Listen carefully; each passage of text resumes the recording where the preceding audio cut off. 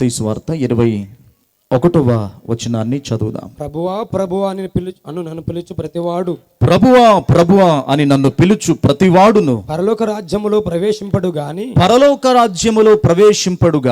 పరలోకమందున్న నా తండ్రి చిత్త ప్రకారము చేయువాడే ప్రవేశించును. చిన్న ప్రార్థన చేద్దాం. పరిశుద్ధుడు విని తండ్రి, కృపగలిగిన దేవా, మీ ఘనమైన శ్రేష్టమైన నామమును బట్టి మీకే వందనాలు, స్తుతులు, స్తోత్రాలు చెల్లిస్తున్నాము స్వామి. ఈ మహాసభలలో మొదటి దినపు రాత్రి వేళ మీ మాటలు ధ్యానించాలని ఇక్కడ కూడి ఉన్న మా అందరితో మీరు మాట్లాడండి. నిలబడిన నేను అల్పుడను, నిష్ప్రయోజకుడును. నా నోట నుండి శబ్దం మాత్రమే వినపడాలి, కానీ అందులో మీ శక్తి దాచి ఉంచాలి ప్రభువా. నా మాట చెవుల వరకే చేరతది, కానీ చెవుల నుండి హృదయానికి చేర్చువాడవు నీరే. ఈ రాత్రి ఈ మాటల ద్వారా హృదయాలలో ఉన్న పాపమనే ప్రతి విధమైన బానిస బంధకత్వపు శృంఖలాలు తెగిపోయి స్వతంత్రులుగా మారి మీ రాజ్యంకి అనేక మంది వారసులుగా మార్చబడినట్లుగా ఈ దీనుని అల్పని మీరు వాడుకొనండి. పొంచి ఉన్న ప్రతి అడ్డంకు, అపరాధం, అవరోధాన్ని మీరు తొలగించి మీ మహిమ కొరకు ఈ కూడిక జరిగించి మాతో మాట్లాడి సమస్త మహిమ మీరే పొందుకొనమని యేసు నామములో పొందియున్నాము తండ్రి, ఆమేన్. మత్తయి సువార్త 7వ అధ్యాయం 21వ వచనాన్ని మనం చదువుకున్నాం ఈ రాత్రి వాక్యం కొరకు. అందులో స్పష్టంగా రాయబడినటువంటి మాట ఏమిటంటే, ప్రభువా ప్రభువా అని నన్ను పిలుచు ప్రతివాడును పరలోక రాజ్యములో ప్రవేశించుడు, కానీ పరమందున నా తండ్రి చిత్త ప్రకారము చేయువాడే పరలోక రాజ్యములో ప్రవేశిస్తాడని సాక్షాత్తు దేవుడే మానవుడిగా ఈ లోకములోనికి దిగివచ్చి మనుష్యులందరితో కూడా ఏమాత్రం సందేహం లేకుండా చాలా షార్ప్గా చెప్పినటువంటి మాట పరలోక రాజ్యానికి ఎవరొస్తారు అనేది. ప్రభువా ప్రభు అని పిలిచే ప్రతివాడు పరలోకం రాలేడు అనడానికి ఈ 7వ అధ్యాయం 21వ వచనమే చాలా రుజువుగా సరిపోతుంది. చాలామంది రాత్రి ప్రభువా ప్రభు అని పిలుచుట ఏమిటి అని ఆలోచన చేస్తే అదొక ప్రార్థనా జీవితాన్ని సూచిస్తోంది. అంటే కష్టం కలిగినప్పుడు దేవుణ్ణి పిలవడం, అప్పుల్లో పిలవడం, రోగం వచ్చినప్పుడు ప్రభువా ముట్టమని వేడుకొనడం, దయ్యం పట్టినప్పుడు దేవుణ్ణి ఆశ్రయించడం, కష్టాల్లో, కడగండ్లలో, ఇరుకులు, ఇబ్బందులలో, భయంకరమైన శ్రమల్లో ఎవరైనా దేవుణ్ణి పిలుస్తారు. ప్రతి వారు కూడా ఎంత దేవుని నమ్మని అన్యజనులైనా దేవుడు మేలు చేస్తాడంటే పొందుకోకుండా వెళ్ళిపోవటం ఎవరికీ ఇష్టం ఉండదు కదా. ప్రభువా ప్రభు అని పిలుచుట ఏమంటే, మనకు ఆపద కలిగినప్పుడు, కష్టం కలిగినప్పుడు, ఇరుకులు, ఇబ్బందుల్లో ఉన్నప్పుడు ప్రభుని ఆ తాత్కాలిక సమయాల్లో వాడుకోవడం, ఆయనకి ప్రార్థించి జవాబు పొందుకోవడాన్ని ప్రభువా ప్రభువా అని నన్ను పిలుచుట అని ప్రభు అన్నాడు. ఎక్కడొక మాట మీతో పంచుకోవాలి. ప్రభువా ప్రభు అని నన్ను పిలిచే ప్రతివాడికి నేను కార్యం చేయను అనలేదు, కార్యం చేస్తాడు.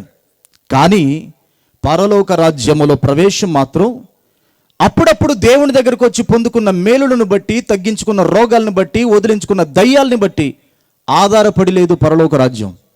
పరలోక రాజ్యం ఎవరైనా వెళ్ళాలని ఆశపడితే అట్టి మనిషి ఖచ్చితంగా, నిస్సందేహంగా పరమందున్న దేవుని చిత్తము చేసిన వారికే పరలోక రాజ్యం. నమ్మిన వాళ్ళం దేవునికి స్తోత్రం చెల్లిద్దాం.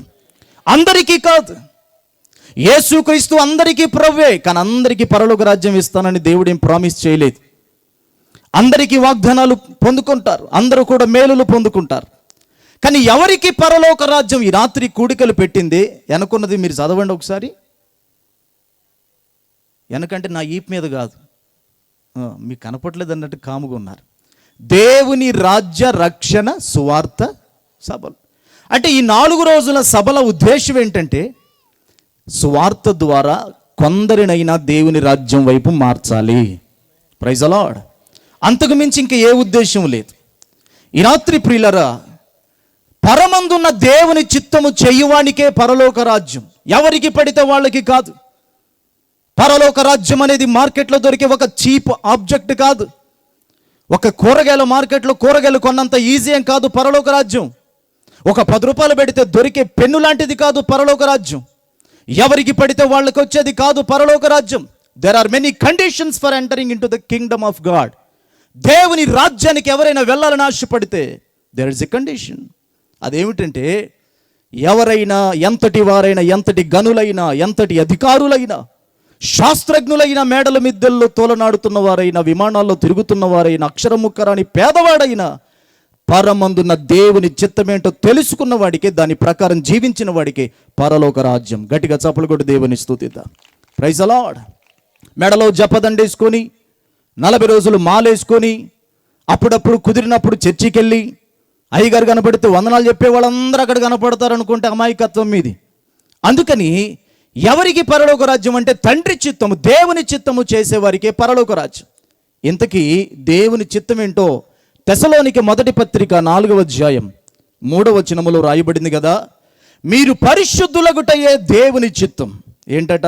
God's will. మీరు పరిశుద్ధులగుటయే దేవుని చిత్తం. అందరు నాతో ఇలా చెప్పండి, నేను పరిశుద్ధుడు నగుటయే నా దేవుని చిత్తం. ఇప్పుడు ఇంకొంచెం గట్టిగా చెప్పండి. వెనక ఇందాక పొగలు బాగా వచ్చినాయి, ఇక వంటలు అందరికీ ఉన్నాయి, అలసిపోయిన మళ్ళీ బలం పొందుకోవచ్చు. చెప్పండి, నేను పరిశుద్ధుడు నగుటయే నా దేవుని చిత్తం. ఇప్పుడున్న ప్రస్తుత క్రైస్తవ ప్రపంచంలో మారు మనస్సును గూర్చి కానీ, పరిశుద్ధతను గూర్చి కానీ, నీతిని గూర్చి కానీ, దేవుని రాకడను గూర్చి కానీ బహు అల్పంగా స్వల్పంగా వినబడుతూ వర్తమానాలు వినబడుతున్న ఈ కడవరి కాలములో ఈ మూల ప్రాంతములో కూడా దేవుడు పరిశుద్ధత గురించి మాట్లాడుతున్నాడంటే మనలను ఎంత ప్రేమించాడో మీరు ఆలోచన చేయండి. ఈ లోకములో తాత్కాలికంగా రోగాలు తగ్గించుకోవడం, అప్పులు తగ్గించుకోవడం, పిల్లల్ని సంపాదించుకోవడం, పశు సంపదను పెంచుకోవటం, ఇవన్నీ కూడా చాలా తాత్కాలికం. ఈ లోకంలో మనం ఎంతకాలం ఉంటావో అంతకాలమే ఉంటావు అవి. కానీ పరిశుద్ధత అనేది చాలా ప్రాముఖ్యమైన అంశం క్రైస్తవ జీవితానికి. ఏమిటి దేవుని చిత్తం అనగా, మందిరాలు నింపబడడం దేవుని చిత్తమని రాయబడలేదు. లోకములో ఉన్న అనేకులు దేవుని పేరట చేసేటువంటి సామాజిక కార్యక్రమాలు దేవుని చిత్తమని రాయబడలేదు. దేవుని చిత్తం ఏమిటంటే ప్రతి వ్యక్తి కూడా పరిశుద్ధుడగుటయే దేవుని చిత్తం అయి ఉంది. Praise the Lord. అందుకనే మరొక చోట మనం చదివితే చూద్దాం, చూడండి, మత్తయి సువార్త 26వ అధ్యాయం 28వ వచనాన్ని చదివితే, ఇది నా రక్తం. ఒక్క నిమిషం. యోహాను సువార్త 6వ అధ్యాయం 40వ వచనం. యోహాను సువార్త 6వ అధ్యాయం 40వ వచనాన్ని చదివితే, కుమారుని చూచి ఆయన యందు విశ్వాసముంచు ప్రతి వాడును నిత్య జీవము పొందుటయే నా తండ్రి చిత్తము. హల్లెలూయా. సంతోషంగా చెబుదాం హల్లెలూయా. ఈ రాత్రి ప్రియులరా, నేను ఎవరన్నది మీకు తెలుసు కాబట్టి మళ్ళీ మళ్ళీ చెప్పాల్సిన అవసరం లేదు. ఎప్పుడు చూసిన చుట్టాన్నేగా నేను, పాత మొహమేగా, అరిగిపోయిన క్యాసెట్టేగా.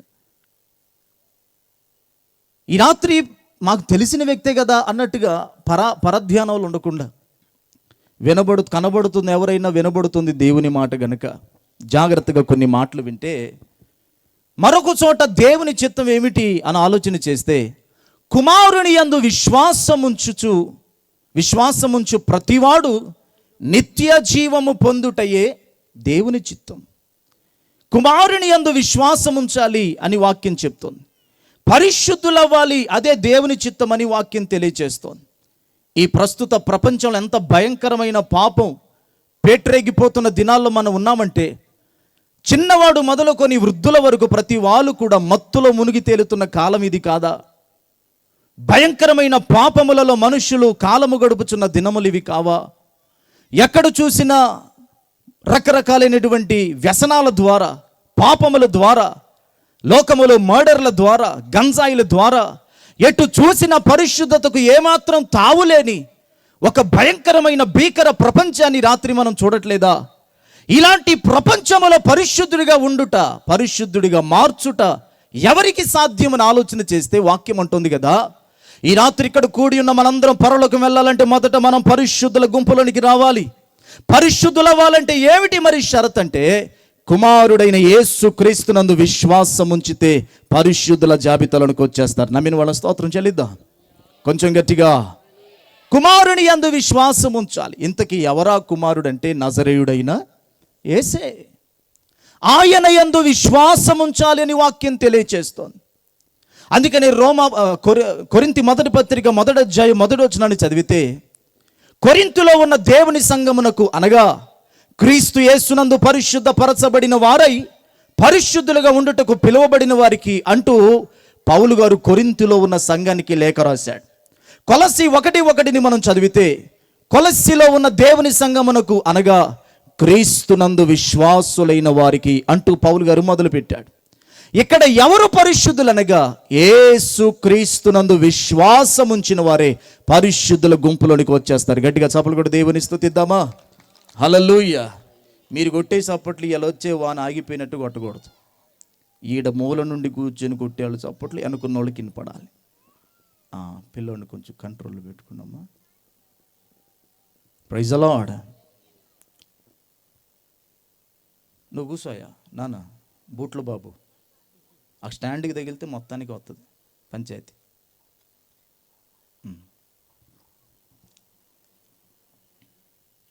యేసును విశ్వసించాలి. యేసునే ఎందుకు విశ్వసించాలి అని నన్ను మీరు అడగండి ఒకసారి.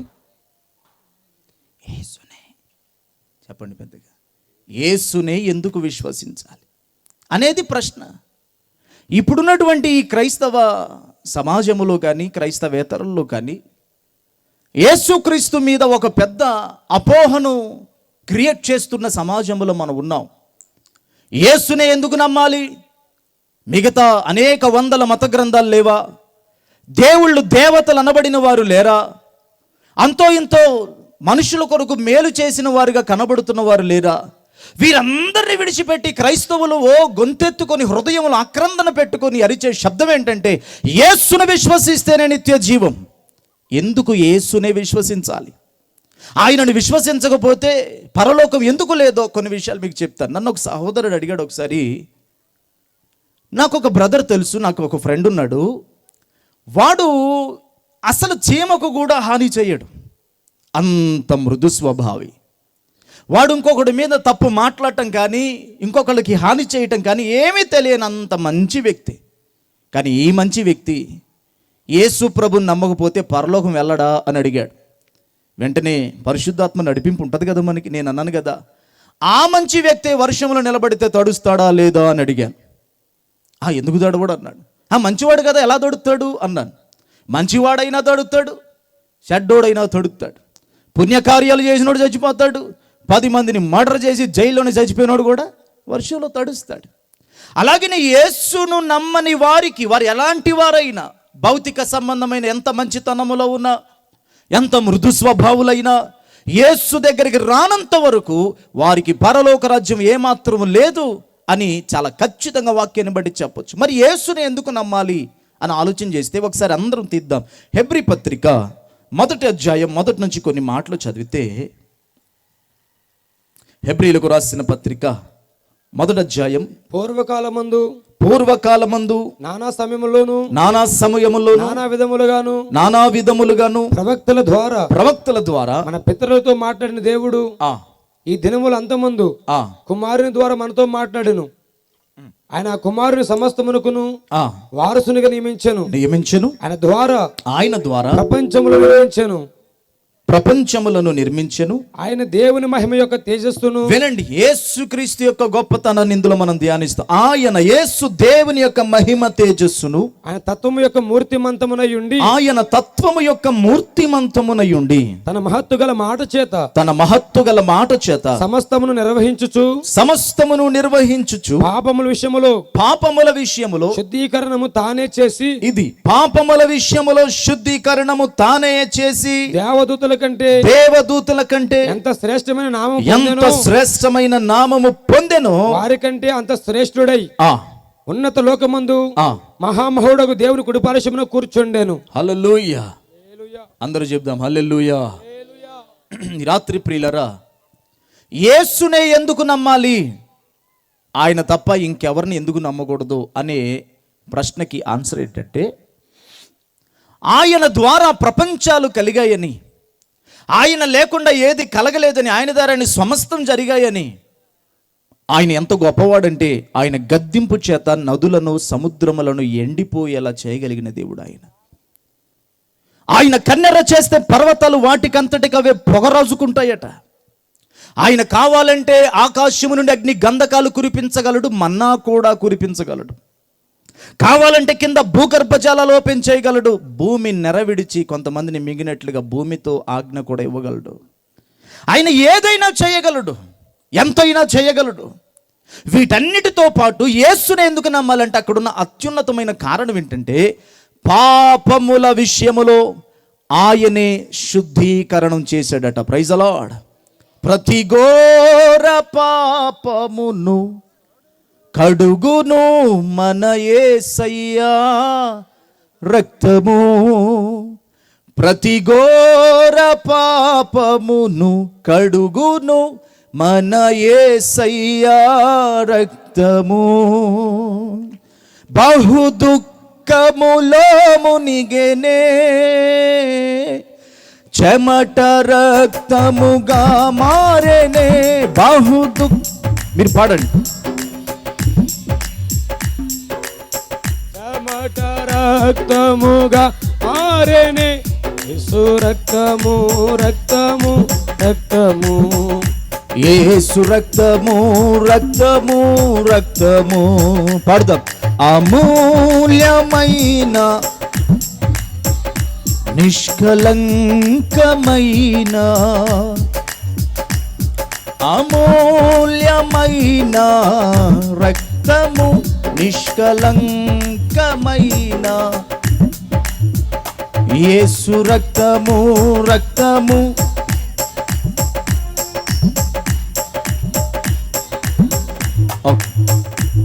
Praise the Lord. యేసుని ఎందుకు నమ్మాలి పరిశుద్ధులం అవ్వాలంటే అనే దాంట్లో అసలైన కారణం ఏంటంటే పాపముల విషయములో తానే శుద్ధీకరణం చేశాడు. తాను కూడా శుద్ధీకరణ చేశాడు అనలేదు, తానే చేశాడు. శుద్ధీకరణ అనే మాటకి ఇంగ్లీష్లో పలు చోట్ల శాంక్టిఫికేషన్ అనే మాటలు రాయబడ్డాయి, కానీ ఇప్పుడు ఎక్కడ రాయబడిన శుద్ధీకరణ అనే మాటకి ఇంగ్లీష్లో హీ పర్జ్డ్ అవర్ సిన్స్. పర్జింగ్ అనే మాటకు అర్థం ఏంటంటే బలవంతంగా తుడిచివేయటం అన్నమాట, బలవంతంగా లాగివేయటం అన్నమాట. ఆయన బలవంతంగా దేన్ని జయించాడు, బలవంతంగా దేన్ని లాగేశాడు అంటే పరమగీతాలో రాయబడింది కదా, ప్రేమ మరణము కంటే బలమైనది. ప్రేమ దేవుడైతే మరణం దుష్టుడైతే, దుష్టుడి చేతుల్లో ఉన్న ఈ ప్రస్తుత ప్రపంచంలో ఉన్న ప్రతి ఒక్కరు కూడా రక్షించబడిన వాళ్ళు దుష్టుని చేతుల్లోనే ఉన్నారు కనుక వాడి చేతుల్లో నుండి విడిపించడానికై బలవంతంగా ఆయన తన యొక్క రక్తమును, తన యొక్క ప్రాణమును పెట్టి బలవంతంగా మనం ఏదో శక్తిని ఉపయోగించి తుడిచినట్లుగా మన పాపములన్నీ కలవరి సిలువలో ఆయన రక్తము కార్చుట ద్వారా మన పాపములను శుద్ధి చేశాడు ఆయన. Praise the Lord. అందుకని మత్తయి సువార్త 26:28లో ఆయన ఒక పాత్రను ఎత్తుకొని కృతజ్ఞతాస్తుతులు చెల్లించి ఇది మీ పాపముల కొరకై చిందించబడుతున్న నా రక్తం అన్నాడు. కొలస్సీ పత్రిక 1:19లో ఆయన సిలువ ద్వారా సంధి చేశాడు, సిలువ రక్తం ద్వారా సంధి చేశాడని రాయబడింది. పేతురు రాసిన మొదటి పత్రిక 18వ అధ్యాయములో మీ పితృపారంపర్యమైన వ్యర్థమైన ప్రవర్తనను విడిచిపెట్టినట్లుగా వెండి బంగారముల వంటి క్షయమగు వస్తువుల చేత మీరు విమోచింపబడలేదు, కానీ అమూల్యమైనదియు నిర్దోషమైనదియునైనా యేసు రక్తం వల్ల మీరు విమోచించబడ్డారు అన్నాడు. యోహాను రాసిన మొదటి పత్రిక 1వ అధ్యాయం 7వ వచనములో మనము మన పాపములను ఒప్పుకొని ఎడల యేసు రక్తము మనలను ప్రతి పాపముల నుండి కడిగి పవిత్రులుగా చేస్తుంది అన్నాడు. ప్రకటన గ్రంథం 1:5లో ఆయన తన రక్తము వలన మనలను విడిపించాడు అన్నాడు. అదే ప్రకటన గ్రంథం 5వ అధ్యాయం 8వ వచనములో ఆయన వధించబడిన వాడై తన రక్తమును చిందించి ఆయా జనములోంచి, ఆయా భాషలు మాట్లాడేవారిలోంచి, ప్రతి జనములోంచి ఆయన అనేక మందిని కొని దేవునికి అనగా పరలోక రాజ్యం కొరకైన ఒక గొప్ప రాజ్యాన్ని ఆయన స్థాపించాడని ప్రకటన గ్రంథంలో రాయబడింది. యేసుని ఎందుకు నమ్మాలంటే నన్ను వెంబడించుచున్న వారి కొరకు నా ప్రాణమునిచ్చుచున్నాను అని చెప్పిన దేవుడు కానీ, ఇంకొక నమ్మకం కానీ, ఇంకొక విశ్వాసం కానీ ఎవరూ లేరు. నేను గొర్రెలకు మంచి కాపరిని, మంచి కాపరి తన గొర్రెల కొరకు ప్రాణం పెడతాడని పెట్టి చూపిన ప్రేమ యేసయ్య ప్రేమ. గట్టిగా చప్పలు కూడా దేవుని స్తుతిద్దాం. యేసునే ఎందుకు నమ్మాలి అంటే పరిశుద్ధులం అవ్వాలి కనుక. పరిశుద్ధులకే పరలోక రాజ్యం. మరి పరిశుద్ధుల వల్లంటే ఏం చేయాలి? యేసునే నమ్మాలి. ప్రవక్తల్ని కాదు. ఆయన ఎంత గొప్పవాడంటే దూతల కంటే నువ్వు గొప్పవాడు, ప్రవక్తల కంటే గొప్పవాడు. ఆయన పాత నిబంధన ప్రవక్తల కంటే, పాత నిబంధన పరిశుద్ధుల కంటే, మోషే కంటే, అహరోను కంటే, యెహోషువ కంటే, పాత నిబంధనలో ఉన్న దేనికంటేను, క్రొత్త నిబంధనలో ఉన్న దేనికంటేను ఆయన అన్నిటికీ పైగా ఉన్నవాడు, ఆయన అన్నిటికంటే గొప్పవాడు. ఎందుకు ఆయనంత గొప్ప స్థితిలో మనం కొలుస్తున్నామంటే మన పాపములు క్షమించబడినట్లుగా రక్తం కార్చిన వాడు యేసు తప్ప ఈ ప్రపంచం ఇంకా ఎవరు లేరు గనుక ఆయనే మన పాపములకు విముక్తి కలిగించిన దేవుడై ఉన్నాడు. Praise the Lord. అందుకే యేసుని నమ్మాలి.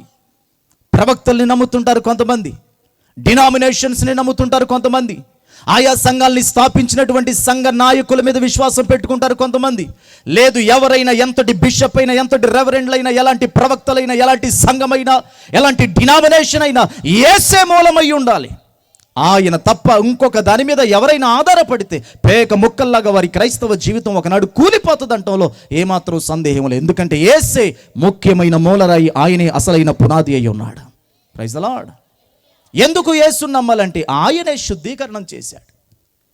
ఈ రాత్రి అనేక మంది పాపముల నుంచి విడిపించడానికి ఎక్కడైనా ఇచ్చట మీ పాపములు క్షమించబడును అనే బోర్డు మీరు ఎక్కడైనా చూసారమ్మా? భోజనం తయారు ఈ బోర్డు అయితే ఇక ఇట్లా పోయి కొంచెం మన హైవే ఎక్కినవంటే హైదరాబాద్ పోయిందాక బిర్యానీ వాసనే, మధ్యలన్నీ ఏమున్నాయి? అన్ని దాబాలు, రెస్టారెంట్లే. కమ్మటి వాసన పీల్చుకుంటే నిద్రపోయి బండ్లు గుద్దుకుంటున్నాయి హైవే మీద. బిర్యానీ రెడీ, భోజనం తయారు, ఇదే మందుల షాప్, ఇదే పాలకొట్టు, ఇదే పెరుగొట్టు, ఇన్ని బోర్డులు ఉన్నాయి. కానీ ఇక్కడ మీ పాపములు క్షమించబడును అనే బోర్డు ఎక్కడైనా ఉందా? ఎవరైనా పరలోక రాజ్యం చేరాలంటే రక్షకుడైన యేసునొద్దకు తప్పక రావాలి. ఎందుకనగా స్వార్థను నమ్మాలని వాక్యం తెలియదు. ఇక్కడ స్వార్థ సభలు అన్నారు కదా, ఇంతగా ఏమిటి స్వార్థ అంటే షార్ట్గా చెప్పుకుంటే ఇప్పుడు టైం చాలా అయిపోయింది.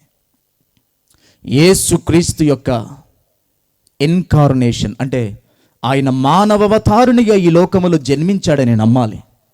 2, నా పాపముల కొరకైన సిలువలో మరణించాడు అని నమ్మాలి. 3, చనిపోయిన వాడు సమాధిలోనే లేడు, అందరి వలె ఆయన అందరికీ ప్రత్యేకించి సమాధిలోంచి 3వ దినమున తిరిగి లేచాడు అని నమ్మాలి. 4వదిగా ఆయన అందరూ చూస్తుండగా పరలోకానికి వెళ్ళాడని, అదే ప్రకారం తిరిగి మరలా రాబోతున్నాడని, వస్తాడని నమ్మి ఆయనలో నమ్మకం ఉంచిన వారికి చాలు పరలోక రాజ్యం గ్యారంటీ. గట్టిగా స్తోత్రం చెల్లిద్దాం ప్రియులారా. హల్లెలూయా. నేను ఆ మధ్య రామగుండం నుండి ఖమ్మం వస్తున్నాను. ఒక తమ్ముడితో కూర్చుని సువార్త ప్రకటిస్తూ ఉంటే ఆ తమ్ముడు అనే మేము కూడా క్రైస్తవులమే అన్నయ్య అన్నాడు. విజయవాడ వాళ్ళది. ఎలా నాన్న, ఎక్కడ ఏ చర్చికి వెళ్తావు, నువ్వు ఎక్కడ ఏ సహవాసం అని కొంచెం పరిచయం తెలుసుకుంటే మెడలో బ్లూ కలర్ టవల్ ఉంది. వెంటనే అన్న నేను మాలేసుకున్నాను అన్న అన్నాడు. ఏం మాల నాన్న అన్నా? యేసుప్రభు మాలే అన్న అన్నాడు. సరే మంచిది. నాకు తెలియక అడుగుతున్నా, ఏం చేస్తారు ఇందులో అన్నాను. అంటే ఉదయం లేచిన కాడ నుంచి రాత్రి వరకు డైరీ అంతా చెప్పన్నాడు కదా. మధ్యలో వారానికి 2 సార్లు మోకాళ్ళ మీద కొండెక్కాలన్నా అన్నాడు.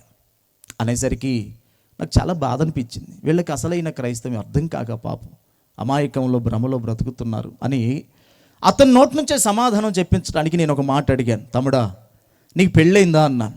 ఇంకా వివాహం అవ్వలేదన్నా అన్నాడు.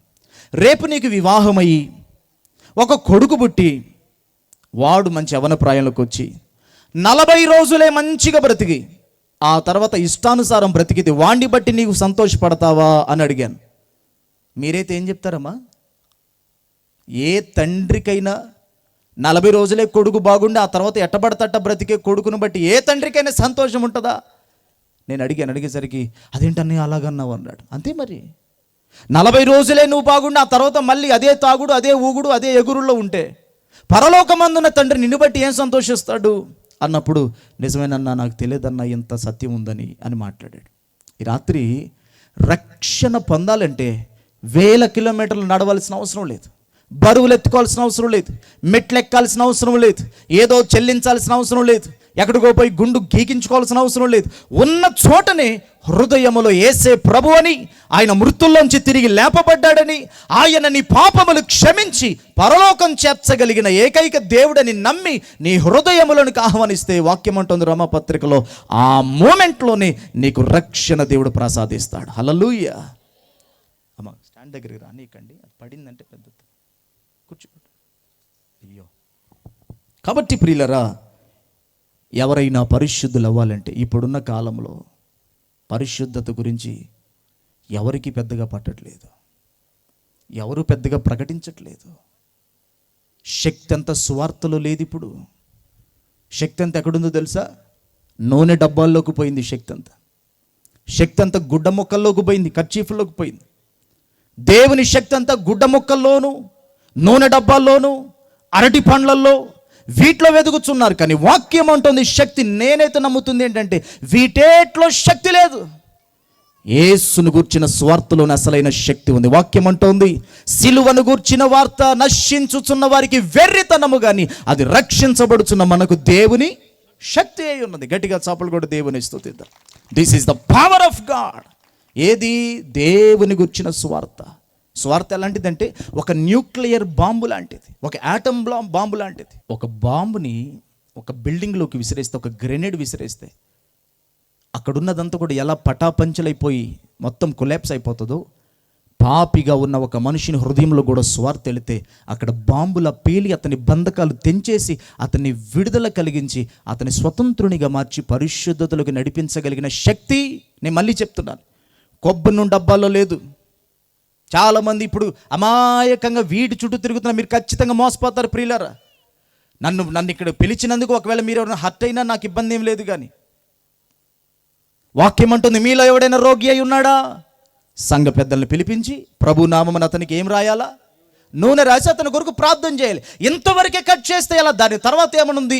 విశ్వాస సహితమైన ప్రార్థన ఆ రోగిని లేపుతుంది. నూనె డబ్బాని ఎవడైనా అమ్మగలడండి. విశ్వాస సహితమైన ప్రార్థన ఏ సేవకుడు అమ్మగలడు? మీరు చెప్పండి. అది ఆశ్రయించిన మనకు ఉండాలి, ప్రార్థించుచున్న సేవకులకు ఉండాలి. యేసే బేత్సయిదా, కొరాజీనా అనే ప్రాంతాల్లో అనేక అద్భుతాలు చేయకపోవటం గల కారణం వారిలో ఉన్న విశ్వాసమే. అలా పాపొచ్చి కాళ్ళ మీద పడితే క్షమించి, పాపములు క్షమించి పంపించేశాడు. దారి పక్కనున్న గుడ్డివాడు కేక వేస్తే కన్నులు తెరిచేశాడు. 12 సంవత్సరాల నుంచి రోగంతో బాధపడుతున్న సహోదరి వచ్చి ఆయన వస్త్రపు చెంగు ముట్టుకుంటే క్షణాల్లో రక్తధార కట్టింది. 38 సంవత్సరాల నుంచి పక్షవాయు రోగంతో బాధపడుతున్న వానికి యేసయ్యను బాగు చేయమని అతన్ని ఆశ్రయించినప్పుడు, యేసును ఆశ్రయించినప్పుడు అతనిలో ఉన్న విశ్వాసాన్ని బట్టి ఎక్కడ దేవుడు స్వస్థపరిచిన నీ విశ్వాసం నిన్ను స్వస్థపరిచిన అన్నాడు కదా. ఒకనాడు కొనుక్కున్న కర్చీఫులన్నీ కూడా కరోనాలో ముక్కుకు గుడ్డల్లా కట్టుకోవడానికి సరిపోయాయి. ఏమిటి నిజమైన క్రైస్తవ్యం? బయటికి కనబడే భౌతిక పదార్థాల మీద ఆధారపడలేదు క్రైస్తవ్యం. అంతరంగముల విశ్వాసం ఉంచి పరిశుద్ధులుగా మారుటలో అసలైన క్రైస్తవ జీవితం ఆధారపడి ఉంది. హల్లెలూయా. ఇంకా ఎంతకాలం ఈ మోసం? ఇంకెంతకాలం ఈ డ్రామా? ఎంతకాలం ఈ నటన?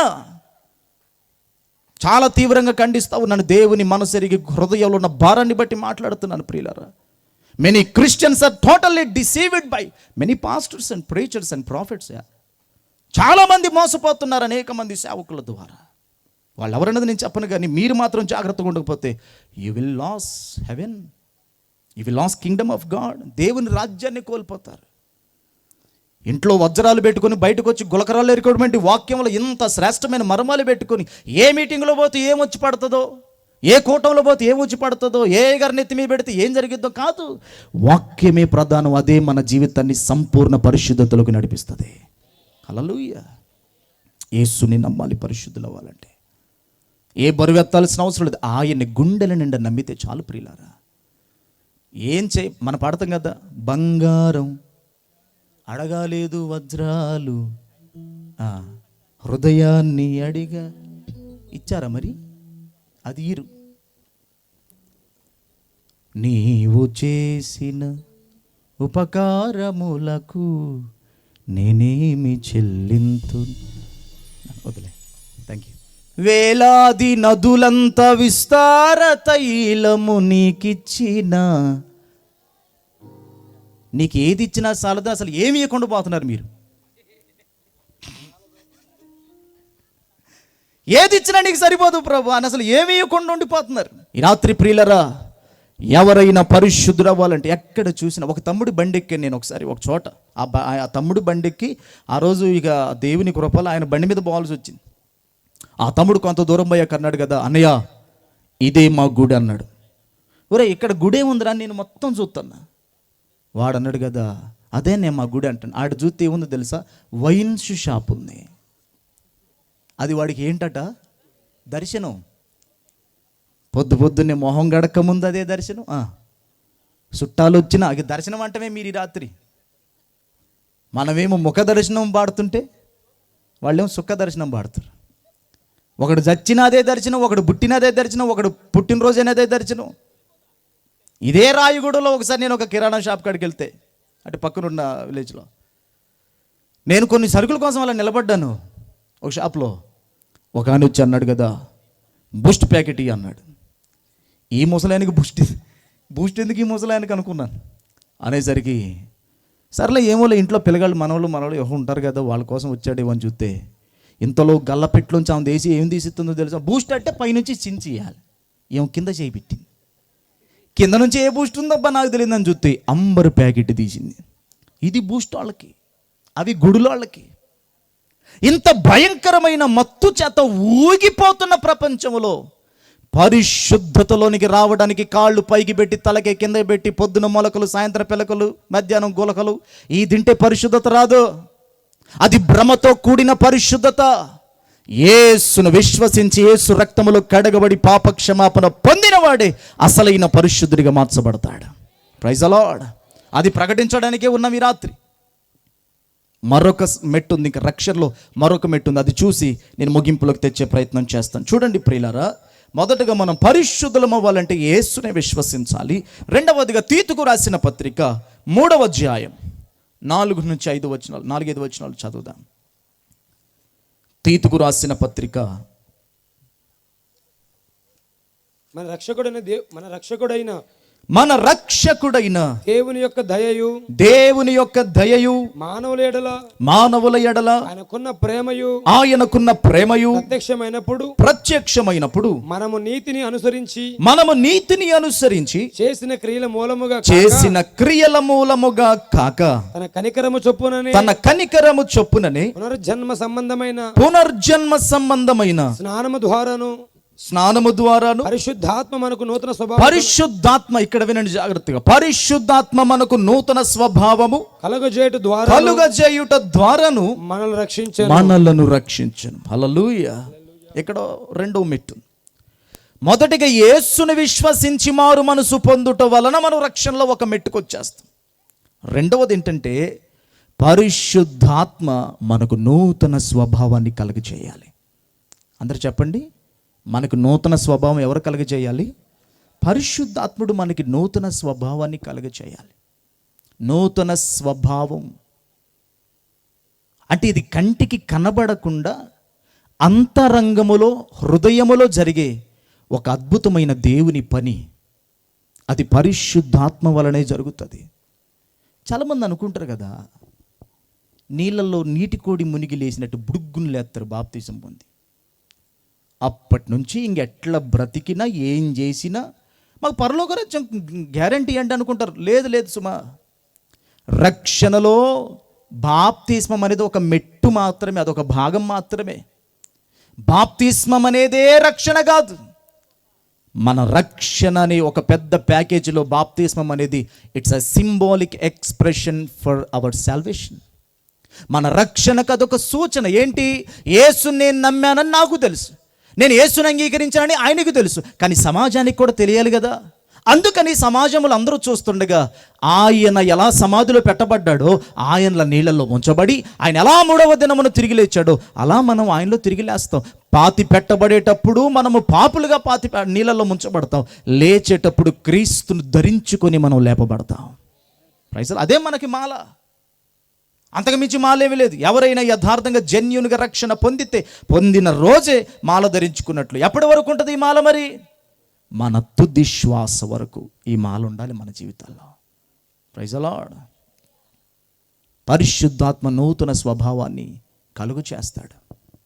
చాలామంది పరిశుద్ధాత్మను చాలా తప్పుగా వాడుతున్నారు ప్రియులారా.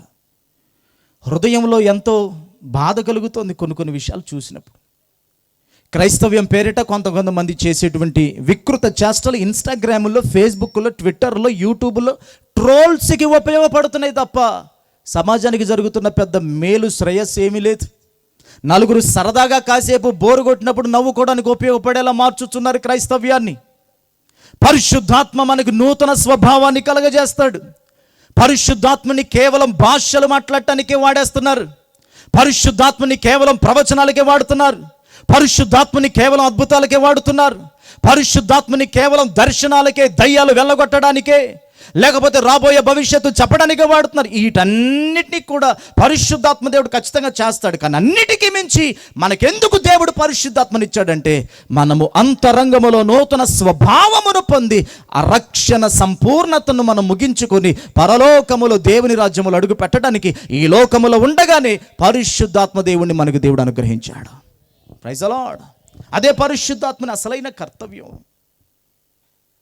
ఎవరైనా రోగం తగ్గిపోగానే అమ్మో ఎంత దేవుని శక్తి, దయ్యాలు డామ్ డామ్ అని పడిపోతున్నాయంటే అమ్మో ఎంత దేవుని శక్తి. ఇవన్నీ పరిశుద్ధాత్మని యొక్క కార్యాలలో కొన్ని భాగాలంతే. కానీ పరిశుద్ధాత్మను దేవుడు అసలు మనకి ఎందుకు ఇచ్చాడంటే, ఆయన మనలో నివాసం ఉండి మనలో నూతన స్వభావాన్ని కలుగజేస్తాడు. మనంతటికి మనం మారాలనుకుంటే ఇప్పుడు కాదు కదా, ఇంకా ఎన్ని సంవత్సరాలకైనా మనంతటికి మనము మారం. ఎగ్జాంపుల్ చెప్పనా, నాతో సహా నా అంతటికి నేను, మీ అంతటికి మీరు మారాలనుకొని బోర్ల పడ్డ సందర్భాలు ఎన్ని లేవు.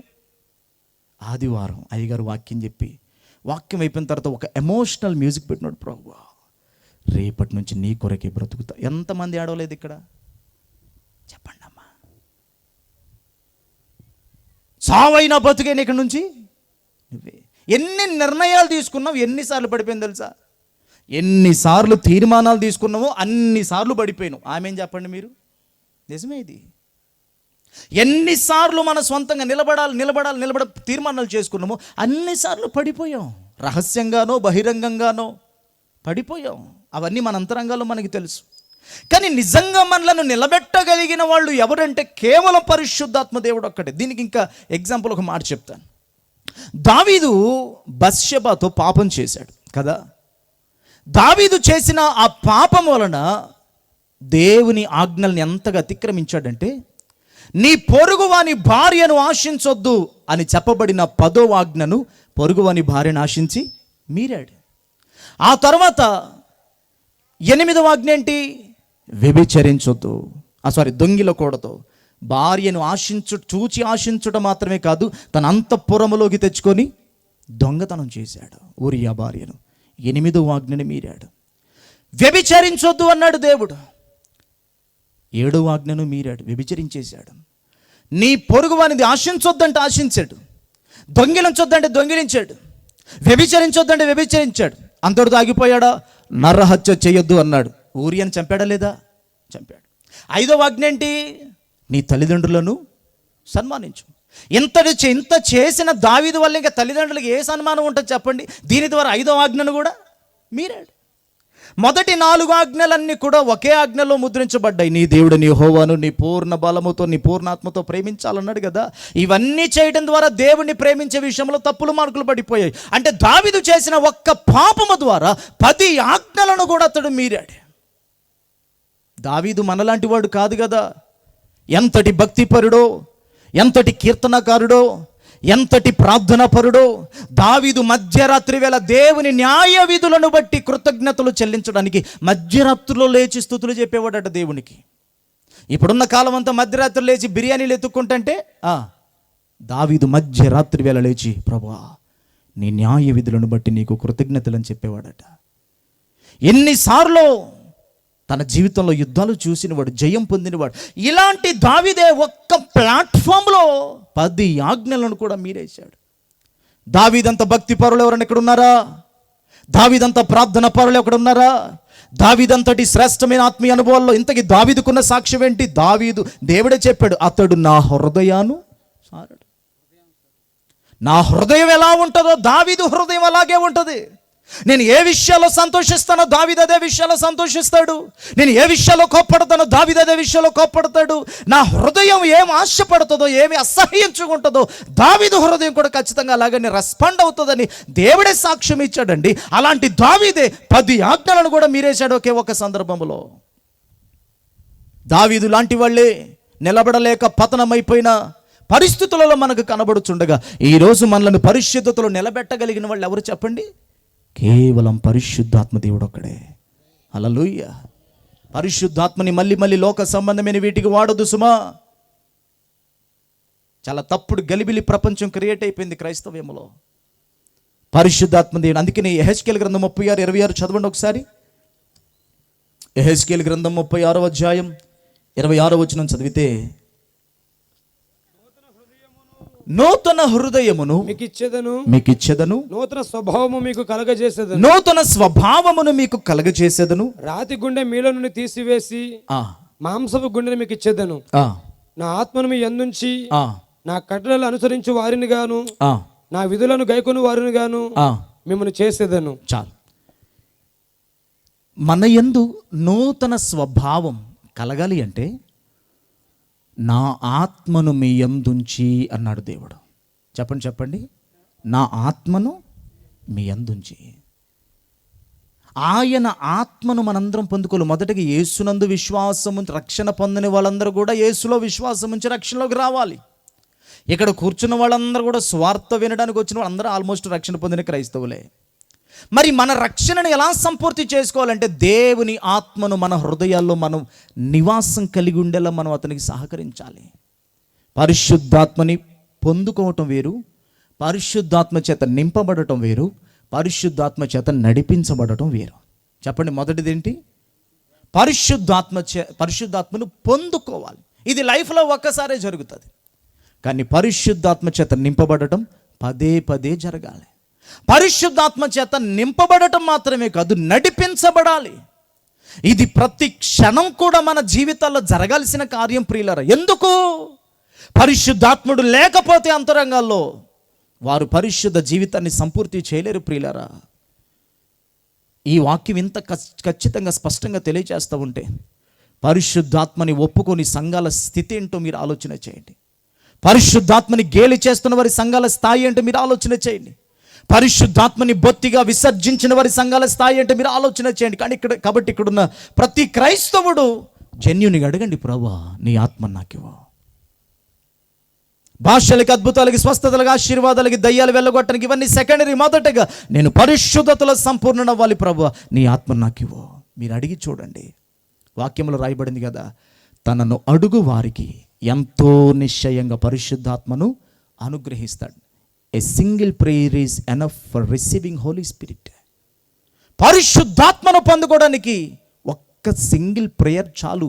హృదయంతో నిండైన ఆశతో అడగగలిగితే. అడుగుడి మీకు ఏం అడగమన్నాడు అక్కడ? మరి అడుగుడి మీకు ఇయ్యబడును, వెదకుడి మీకు తట్టుడి. ఈ వచనాలు మనకి ఎప్పుడు గుర్తొస్తాయి తెలుసా? ఏదన్నా పొందుకోవాలంటేనే ఈ వచనాలు గుర్తొస్తాయి. అక్కడ ఆ మాటలు చెప్పి కింద అన్నాడు కదా, తనను అడుగు వారికి ఎంతో నిశ్చయంగా పరిశుద్ధాత్మని ఇస్తానన్నాడు. ఏది అడిగినా ఇస్తాడో లేదో తెలియదు, కానీ పరిశుద్ధాత్మని అడిగితే మాత్రం ఎంతో నిశ్చయంగా ఖచ్చితంగా నేను ఇస్తానని వాగ్దానం చేశాడు దేవుడు. ఖచ్చితంగా ఇస్తానన్న దాన్ని ఎవరు అడగట్లేదు. ఎత్తను లేదు అన్న వాటిని మాత్రం వాటికి ప్రార్థన గోపురాలు, మళ్ళీ వాళ్ళకి ఒక టీము, 24 గంటలు దేవుని బుర్ర తింటానికి తప్ప దేనికి లేదు. 24 గంటలు ప్రార్థన ప్రార్థన ప్రార్థన ప్రార్థన. మంచిదే, తప్పేం కాదు. కానీ ఖచ్చితంగా ఇస్తానన్న దాన్ని నెగ్లెక్ట్ చేసి అసలు ఏమాత్రం భరోసా లేని, ఖచ్చితత్వం లేని వాటి కొరకు 24 గంటలు క్రైస్తవులు ఎంత తిప్పలు పడుతున్నారంటే దాన్ని బట్టి ఆధ్యాత్మిక పరిపక్వత ఏ స్థాయిలో ఉందో అర్థమవుతుంది ప్రియులారా. ఈ రాత్రి ఇక్కడున్న మనందరం కూడా మన రక్షణ పరిపూర్ణం అవ్వాలి అంటే, ఆ పరలోక రాజ్యములో చేరాలి అంటే ప్రతి ఒక్కరు కూడా పరిశుద్ధాత్మ చేత నింపబడవలసిందే. Praise the lord. మీరు పరిశుద్ధాత్మ నిజంగా పొందుకున్నారంటానికి రుజువేంటో తెలుసా? ఇటు చూడండి, జాగ్రత్త చెప్తా.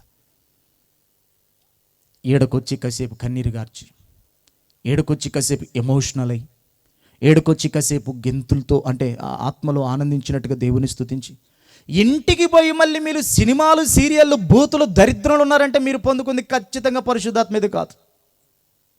అపవిత్రాత్మ, భ్రమపరుచాత్మ, దాన్ని కౌంటర్ ఫిట్ స్పిరిట్ అంటారు. అంటే పరిశుద్ధాత్మ దేవుడు ఎలా ఉంటాడో సేమ్ అలాగే ఉండినట్లుగా అనిపించే ఆత్మ ఒకటి ఉంది, దాన్ని కౌంటర్ ఫిట్ స్పిరిట్ అంటారు. అందుకని యోహాను తన మొదటి పత్రికలో అన్నాడు కదా, ప్రియులరా మీరు ప్రతి ఆత్మను నమ్మక ఆయా ఆత్మలు దేవుని సంబంధమైనవో కావో పరీక్షించండి. Examine, test every spirit that every spirit came from God or not. దేవుని యొద్ద నుంచే ప్రతి ఆత్మ వచ్చిందో లేదో మీరు గుర్తుపట్టండి. అన్నీ ఆ తానులోనే ఉంటాయి, కానీ చాలా జాగ్రత్తగా మీరు గుర్తుపట్టాలి. దానికి వివేచన వరం కావాలి మనకి. Praise the Lord. పరిశుద్ధాత్మ దేవుడు ఎంతో అవసరం ప్రియులారా. ఆయన ఏం చేస్తుంటాడో తెలుసా? మనల్ని సర్వసత్యము, ఇప్పుడు ఈ రాత్రి రిఫరెన్సెస్ అన్ని ఇవ్వడానికి టైం కాదు, కానీ మనలను సర్వసత్యములోనికి నడిపిస్తాడు. పరిశుద్ధాత్మ దేవుడు యేసుక్రీస్తు కూడా ఆరోహణుడై ఆయన పరలోకానికి వెళ్ళిపోయే ముందు శిష్యులతో చెప్పిన మాట ఏంటి? మీరు శక్తిని పొందేంత వరకు, నా వలన విందిన తండ్రి వలన పొందిన ఆ వాగ్దానం మీరు నెరవేరబడేంత వరకు మీరెవరు కూడా యెరూషలేమును విడిచిపెట్టకండి అని చెప్పినప్పుడు యేసుక్రీస్తు అలా పరలోకం వెళ్ళిపోతే వీళ్ళు అదే యెరూషలేములో మేడగదిలోనికి చేరి 10 రోజుల పాటు కనిపెట్టడం మొదలుపెట్టారు. దేనికోసం? పిల్లల కోసమా? అప్పుల కోసమా? రొప్పుల కోసమా? నొప్పుల కోసమా? దేనికోసం కనిపెట్టారు? వారు ఏ వాగ్దానాన్ని విన్నారో ఆ పరిశుద్ధాత్మ నెరవేర్పు కొరకు వాళ్ళు కనిపెట్టడం మొదలుపెట్టారు. యేసుక్రీస్తు సమాధిలోంచి లేచిన తర్వాత 40 రోజులు భూమి మీద అందరికీ కనపడ్డాడు. ఆయన వెళ్ళిన తర్వాత మరి 10 రోజులు, అంటే ఈ 40 ఆ 10 50 రోజులు. ఆ 50వ దినముననే పెంతెకోస్తు దినమున పరిశుద్ధాత్మ దేవుడు మేడగది మీదకి దిగి వచ్చాడు. Praise the Lord. ఆ రోజు వాళ్ళందరూ కూడా దేవుని శక్తితో నింపబడ్డారు. ఆ మేడగదిలో అందరూ చూసేది ఏంటంటే భాషలు, ఆ మేడగదిలో దేవుని శక్తి, అగ్ని జ్వాలలు, ఇవే చూస్తారు. కానీ పేతురు లేచి ధైర్యముతో యూదులకు ప్రసంగం చేస్తే 3000 మంది గుండెల్లో పొడవబడి రక్షణ పొందాలంటే మేమేం చేయాలని అడిగి ఆ పూటే రక్షణ పొంది సంఘములో చేర్చబడ్డారు. అది పరిశుద్ధాత్మ దేవుడిచ్చే శక్తి వల్లే సాధ్యం ప్రియులారా. Praise the Lord. పేతురు ముమ్మారు బొంకలేదా?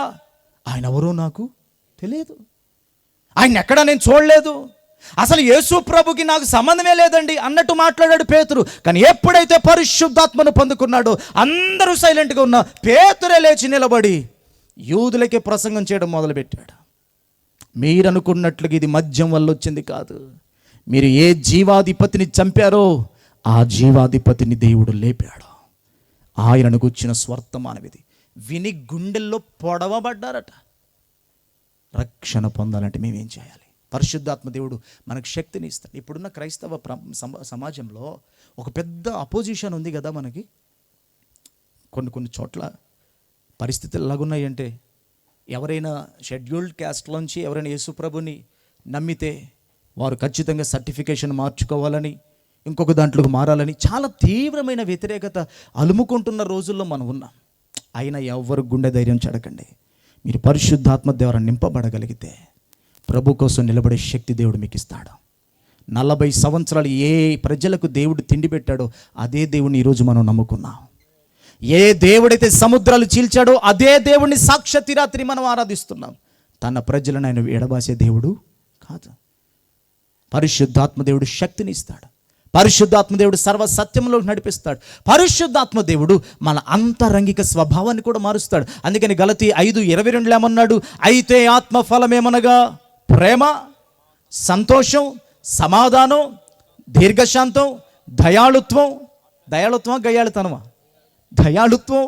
మంచితనం, విశ్వాసం, సాత్వికం, ఆశా నిగ్రహం. ఈ 9 కూడా ఆత్మ ఫలములు అనుకుంటారు చాలామంది. ఫలములు కాదు, ఫలము. ఫలము అంటే అర్థం ఏంటంటే రిజల్ట్ అని అర్థం, చివరికి వచ్చే ఫలితం అని అర్థం. అక్కడ ఆత్మ ఫలం అనగా ఆత్మ ఒక మనిషిలో ఉంటే, పరిశుద్ధాత్ముడు ఒక మనిషిలో ఉంటే చివరికి ఏ ఫలం బయటకు వస్తుందంటే చెప్పబడిన 9 ఆత్మీయ అనుభవాలు ఆ మనిషిలో కనపడేలా ఆ ఫలితం బయటకు వస్తుంది. అదే పరిశుద్ధాత్మ దేవుడు చేసేది. Praise the Lord. చెప్పండి అమ్మా గట్టిగా. మొదటి రోజు ఎంత నిద్రపోతారు రాయిగా మీరు? నిద్రపోవట్లేదు కానీ మెత్తగా ఉన్నారు మీరు.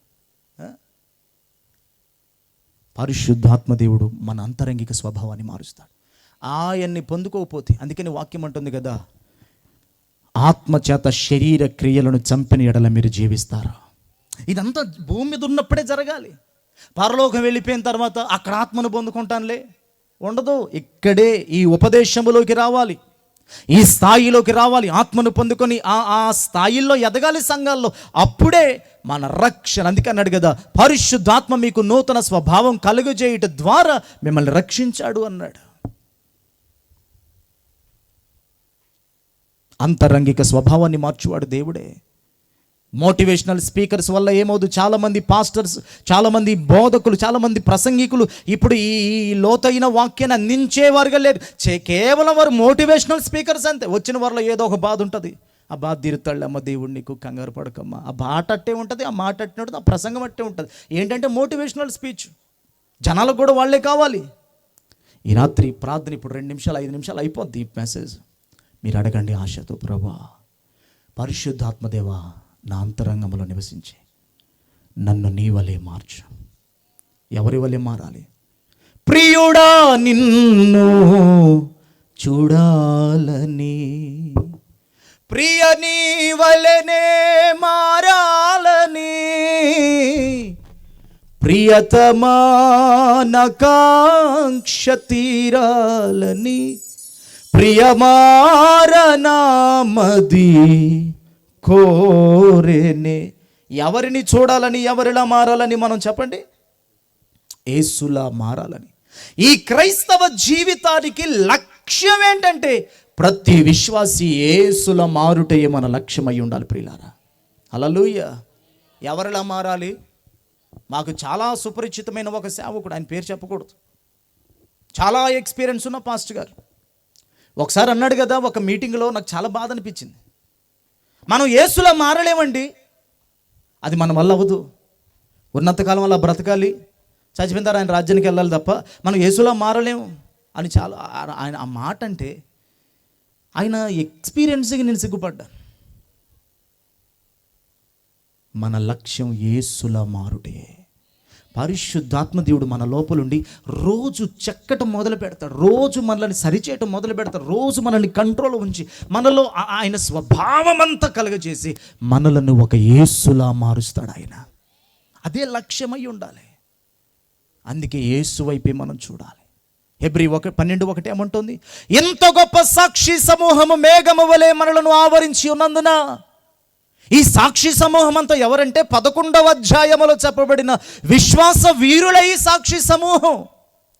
అందులో అబ్రహాము మొదలుకొని గిద్యోను, బారాకు, యెఫ్తా ఇలా చెబుతూ సమూయేలు వీళ్ళందరితో ముగించి అగ్ని బలమును చల్లార్చిన వారు, సింహముల నోళ్లు మూసిన వారు, ఖడ్గధార తప్పించుకున్న వారు, సేనలను పారదోలని వాళ్ళు, యుద్ధముల పరాక్రమశాలులైన వాళ్ళు, వీళ్ళందరితో ముగించన్నాడు కదా.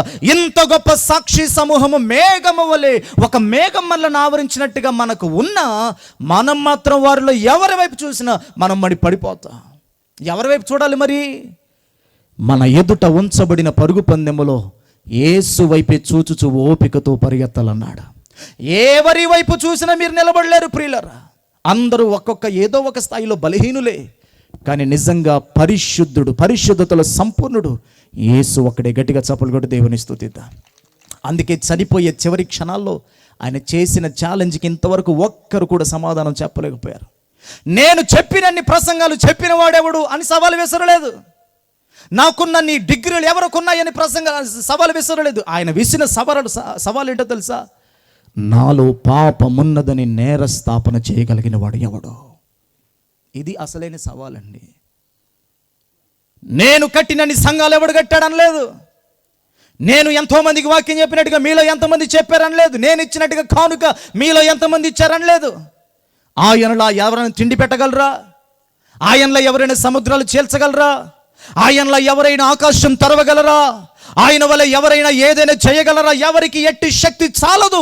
అట్టి దేవుడే ఆయన చేసిన అద్భుతాల గురించి, స్వస్థతల గురించి, మహనీయమైన కార్యాల గురించి, భీకరమైన మహత్య కార్యాల గురించి ప్రకటించి వాటి గురించి మాట్లాడక నాలో పాపం ఉన్నదని మీలో నేరస్థాపన చేయగలిగిన వాడు ఎవడు అని ఈ ప్రపంచానికి సవాలు విసిరి చనిపోయి ఇప్పటికీ 2020 సంవత్సరాలు అయిపోయింది.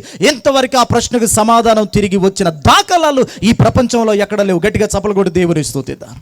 ఆయన అంత పరిశుద్ధుడు, ఆయన నీతిలో సంపూర్ణుడు, పరిశుద్ధతలో సంపూర్ణుడు, సాత్వికంలో సంపూర్ణుడు. ఇంత పరిశుద్ధుడైన ఆయన్ని ఆకట్టుకున్న దైవ లక్షణం ఏంటో తెలుసా? ఆయన దీనత్వమే ప్రియులారా. ఆయన దీనత్వమే ఆయన అందరినీ ఆకట్టుకుంది. ఇక్కడున్న వారిలో ఎవరినైనా యేసయ్య మెడబట్టి ఎందుకు రావు నా దగ్గరికి అని అడిగాడా? కాళ్ళు పట్టుకొని ఎందుకు నా దగ్గర రావని బతిమలాడితే వచ్చామా? ఎవరినైనా కత్తి పట్టి బెదిరించాడా? ఖడ్గం పెట్టి బెదిరించాడా? మన మీద ఏమైనా కక్ష పెంచుకొని ఏదైనా ప్రకృతిని విలయతాండవం చేస్తే మనం మారొచ్చి ఇక్కడ కూర్చున్నామా? యేసయ్య ప్రేమకు మనం ముగ్ధులమైపోయి హృదయాల నిండా ఆయన కావాలని వచ్చి ఇక్కడ కూర్చున్న వరం కాదా? ఈ రాత్రి ఆయన వైపు చూస్తేనే పరలోక రాజ్యం, ఆయన రక్తములో కడగబడితేనే పరలోక రాజ్యం. ఈ ప్రపంచానికి యేసు తప్ప మరొక దిక్కు లేదు. యేసే మార్గం, యేసే సత్యం, యేసే జీవం. ఆయన తప్ప పాపములు కడగగలిగిన వాడు, ఆయన తప్ప పరిశుద్ధతలోకి నడిపించగలిగిన వాడు, ఆయన తప్ప పరలోక రాజ్యం చేర్చగలిగిన వారు ఎవరూ లేరు. అందుకు యేసుకే సమస్త మహిమ ఘనత ప్రభావములు కలుగును గాక. Praise the Lord. This is the ultimate gospel that has to be preached in nowadays. ఇది కదా అసలైన సువార్త ప్రకటించబడవలసింది. చాలా మరుగున పడిపోయిన సువార్త ఇది. చాలా ప్రాచీనంగా వినబడుతున్న సువార్త ఇది. 20-30 సంవత్సరాల కిందట పరిశుద్ధులైన సేవకులు సైకిళ్ళ మీద తిరుగుతున్న ఇలాంటి రోషం కలిగిన మాటలు చెప్పి వాళ్ళు కాలం చేసి పరదేశంలో మన కొరకు ఎదురు చూస్తున్నారు. కానీ కలుషితమైన బోధల్లో, వక్ర బోధల్లో, అబద్ధ బోధల్లో సంఘాన్ని, సమాజాన్ని తప్పుగా నానాటికి బహుబలహీనంగా ఇచ్చుకొని పోతున్న ఈ కడవరి దినాల్లో ఎవరైనా దేవుని రాజ్యం చేరాలని ఆశపడితే యేసు తప్ప ఈ ప్రపంచంలో మరొక దిక్కు లేదు. ఆయనే మార్గం, ఆయనే సత్యం, ఆయనే జీవం. ఆయన అనుగ్రహించిన పరిశుద్ధాత్మ వలననే మనం రక్షణలో సంపూర్ణ దశకు వచ్చి పరలోకం చేరతాం తప్ప మరి ఇంకొక ఆప్షన్ లేదు. కనుక ఈ రాత్రి ఆయన అడిగితే ఇప్పటికి ఇవ్వడానికి సిద్ధంగా ఉన్నాడు, ఇప్పటికి కనికరించుటకు సిద్ధంగా ఉన్నాడు, ఇప్పటికి మనం ఆలకించడానికి ఆయన చెవులు సిద్ధంగా ఉన్నాయి, ఇప్పటికి జిగడగల దొంగ ఊబిలోంచి పైకి లాగుటకు ఆయన చేతులు ఎంతో బహుభారమైన ఆలోచనతో మన కొరకు చాపి ఉన్న దేవుడు. నేను పాపిని ప్రభువా, నన్ను చేర్చుకో, నన్ను క్షమించు, నన్ను కడుగుమని అడిగిన వారెవరిని తృణీకరించక త్రోసివేయక తన ప్రేమతో చేర్చుకుని రక్తములో కడిగి పరిశుద్ధునిగా మార్చి పరిశుద్ధాత్మ చేత నూతన స్వభావాన్ని లోపల కలుగజేసి సంపూర్ణ దశకు తీసుకువెళ్ళి ఆయన రాకడలో ఎప్పుడైతే ఆయన మనం చూస్తామో ఆయన వలె మారిపోయే అత్యున్నతమైన కృప మనకి రాత్రి యేసు ఒక్కడే అనుగ్రహించగలడు. Praise the lord. ఆయన తప్ప ఇంకేమి లేదు ఈ లోకానికి ఆశ. పిడుసులో వచ్చి ఒక మనిషి గిలగిల గిలగిల కొట్టుకొని పోతూ ఉంటే ఆ మనిషికి ఆ టైంలో ఏం కావాలి చెప్పండి? అట్ట మౌనంగా ఉంటే చచ్చిపోతాడు ఆయన. ఏం కావాలి? ఫిట్స్లో వచ్చి కొట్టుకుంటున్న మనిషికి తాళాలు కావాలి. ఆ టైంలో బిర్యానీ పెడితే బతుకుతాడా? ఆ టైంలో జగేపేట ముక్తాల రోడ్డు పోయి ఒక బంగారపు కొట్లో చైన్ చేపిస్తే బతుకుతాడా? ఆయనకి ఇష్టమైన సినిమా చూపిస్తే బ్రతుకుతాడా?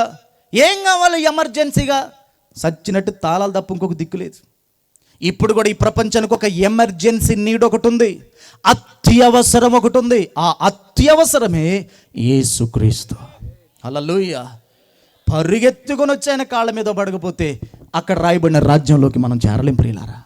ఆయన గురించి ప్రకటించడానికి ప్రభు నాకు ఇచ్చిన ధన్యతను బట్టి హృదయం నుండి ఆయనకు కృతజ్ఞుడిని అయిపోయాను.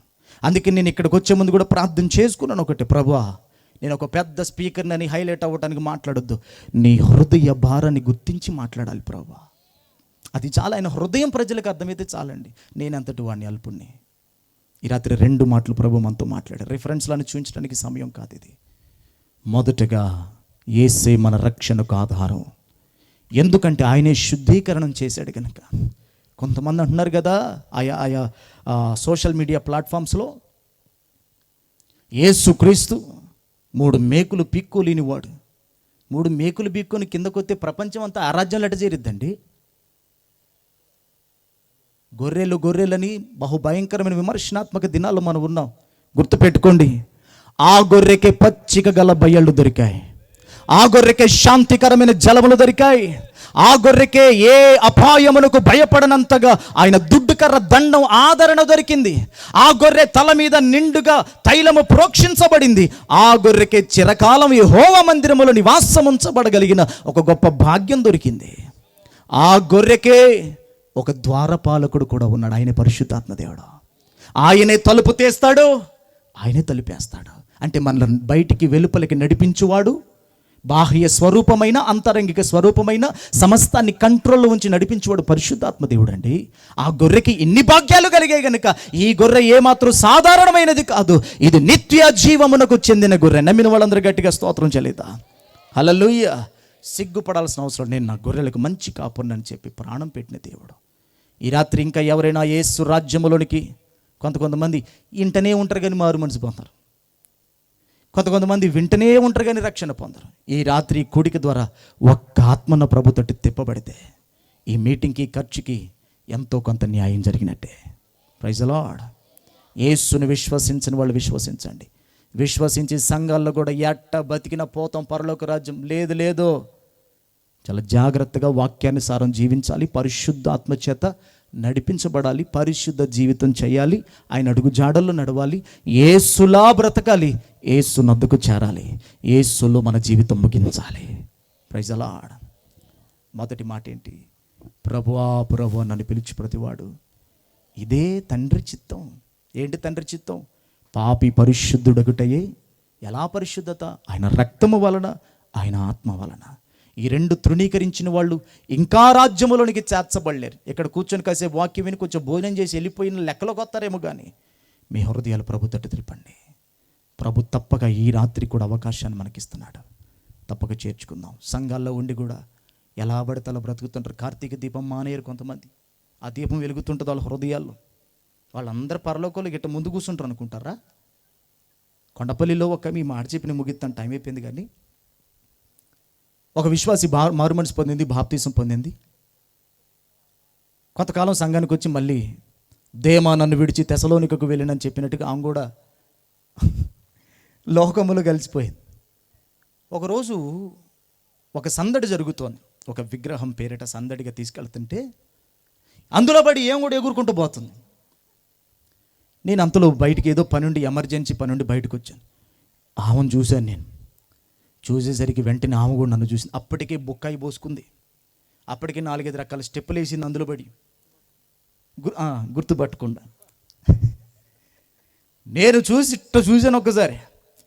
ఎమ్మటే గుంపులో నుంచి పక్కన ఇల్లుంటే ఇంటి మెట్లెక్కి ఇటు దులుపుకుంటా ఈ పోరగాలు పాడగా నా మీద పోసారు. ఇదంతా వత్తదే పై కాలు నుంచి ఎగురుకుంటూ వచ్చింది ఆడదాకా. ఇప్పుడు మెట్లెక్కేముంటా అంటే నేనేమనుకోవాలని ఆలోచన అంటే, నేను నా దారిలో పోతుంటే ఈ పిల్లగాళ్ళు నా మీద పోసి నన్ను భలేగా అసలు రంగంతా పూసారని నేను అనుకోవాలని ఆమె ప్లాన్. ఇట్లాంటి విశ్వాసులు లేరయ్యాడా? మేము గంటసేపు చెబుతామండి వాక్యం, మీకు మైకిస్తే 3 గంటలు 1.5 గంటలకు చెప్తారు మీరు.